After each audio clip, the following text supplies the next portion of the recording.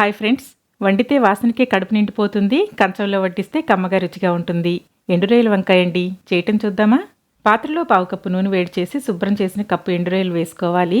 ఎండురొయ్యల్లో ఇసుకుంటుందండి. 10 నిమిషాలు పసుపు నీళ్ళలో నానబెట్టి ఇసుకుపోయే వరకు శుభ్రంగా కడిగి వేసుకోవాలి.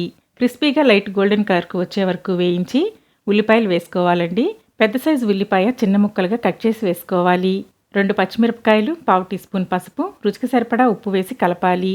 వేగాక 1 టీ స్పూన్ కారం వేసి రొయ్యలకు పట్టేలాగా 2 సెకండ్లు వేయించాలండి. 1/2 కప్పు నీళ్లు పోసుకొని ఆయిల్ రిలీజ్ అయ్యే వరకు ఉడికించాలి. ఇప్పుడు ఉప్పు నీళ్ళల్లో ఉంచిన 200 గ్రాముల వంకాయలు వేసుకోవాలి. బాగా కలిపి మెత్తబడేలాగా మగ్గించి ముక్కలు మునిగే వరకు నీళ్లు పోసుకోవాలండి. నీళ్ళు ఎగిరి ఆయిల్ తేలే వరకు ఉడికించాలి. ఆయిల్ పైకి తేలాక స్టవ్ ఆఫ్ చేసుకొని సర్వ్ చేసుకోవటమే. ఇందులో మసాలా, తాలింపు గింజలు, వెల్లుల్లి లాంటివి వేయకూడదండి. రొయ్యల ఫ్లేవర్ పోతుంది. వేడివేడిగా సర్వ్ చేస్తే చాలా రుచిగా ఉంటుందండి. రెసిపీ నచ్చితే లైక్ చేసి సబ్స్క్రైబ్ చేయండి ఫ్రెండ్స్.